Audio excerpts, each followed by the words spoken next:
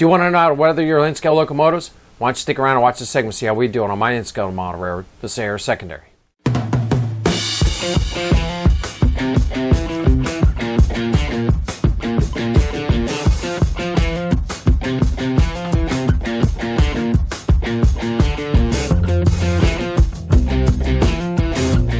Hello everyone, Joe from Central Jersey Conrail and in-scale. Welcome back to the Locomotive Shop. Alright, so this month we're going to be working on an SD35. So the model that we're going to be working with is an Atlas SD35. It's an older one. I got it at like my second Greenberg show that I did for N-Track.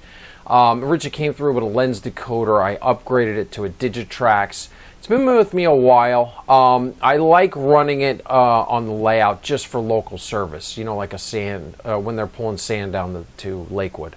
Prototypically, though, they wouldn't bring the SD35s down here on the Freehold Secondary or the Southern Secondary.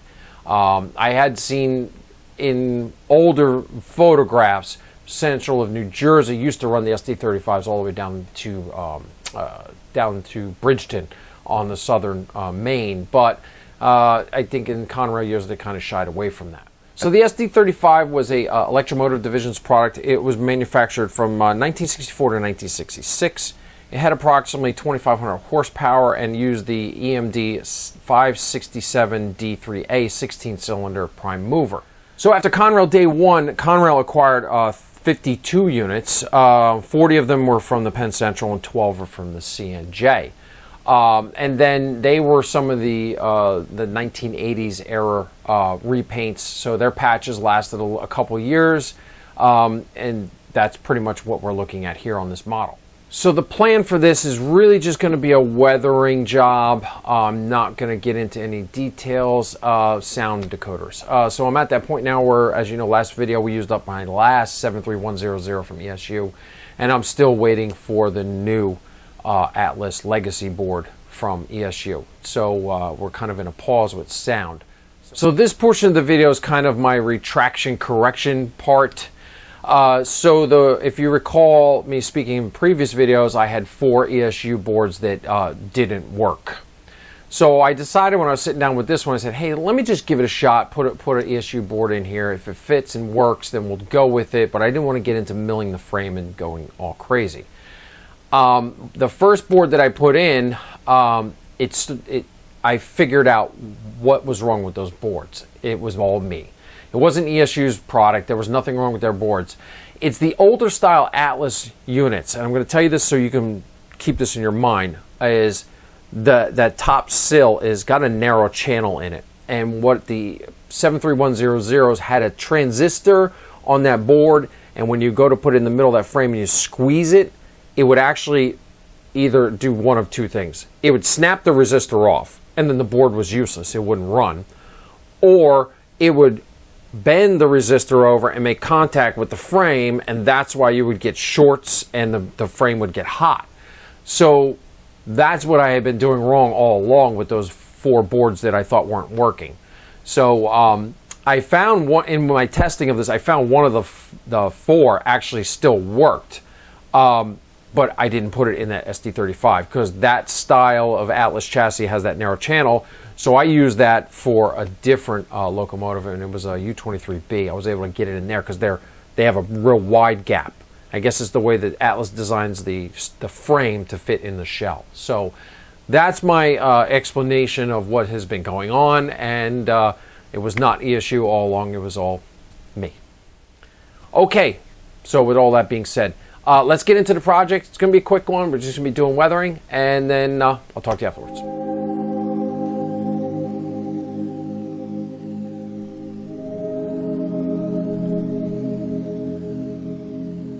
Okay, so here we are getting started with this project. You'll notice in this shot here the cab signal box has already been installed. I got the cab signal boxes from Shapeways. It's a 3D print. Now what I'm going to do is I'm going to use my Tamiya panel line paint, and I'm just going to go ahead and darken in the grills. I think this is vital for the first step of your weathering process. It adds some depth to those plastic grills and just makes the model more interesting.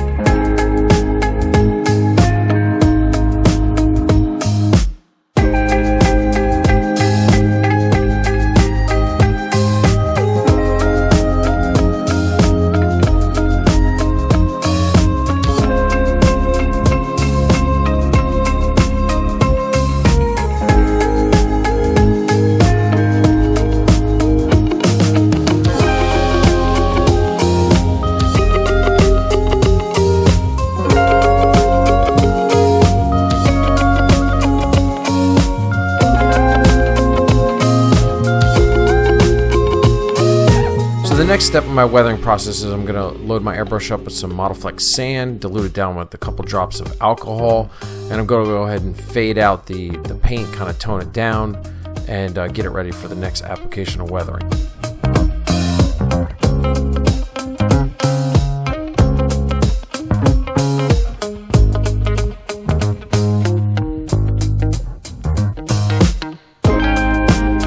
What I really like about this model is Atlas did a really good job with the graphics. You can see all of the warnings and cautions all on the side of the long hood.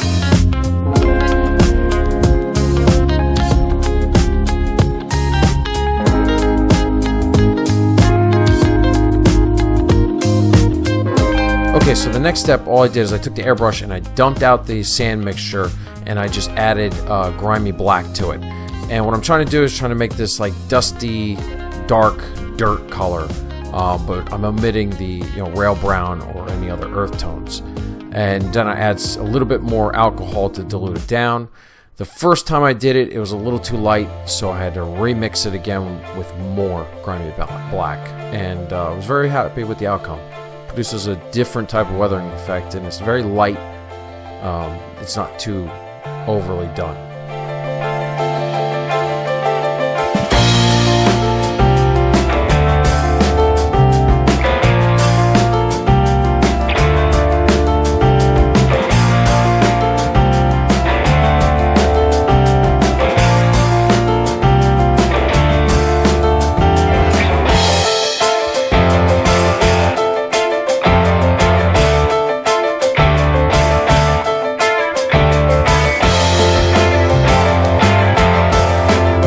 So as I'm spraying, I'm paying attention to the corners of the top where the roof and on the long hood.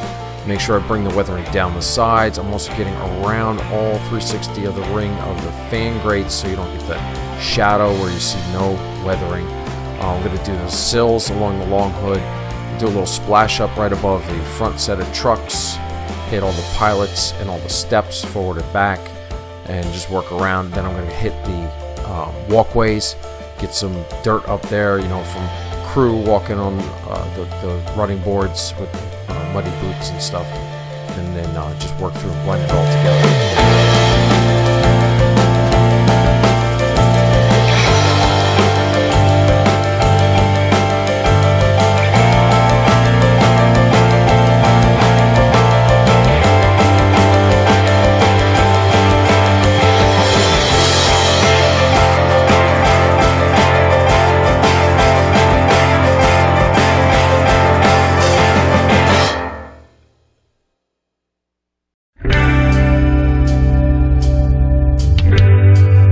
There you go, that wraps it up.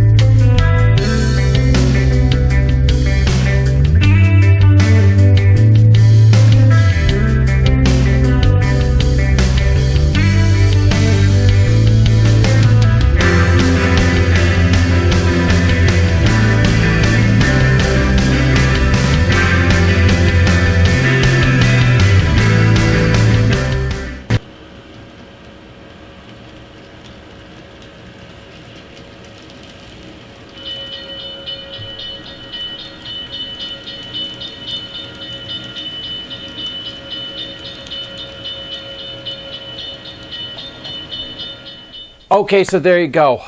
Yeah, that feels better.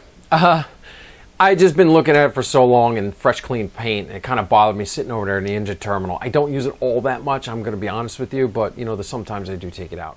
So in my research, I found that majority, not all of the SD35s, ended up in the middle division as a helper service. So what they ended up doing was, even if they didn't have cab signals on the CNJ units, they installed them because out in the middle division they needed them.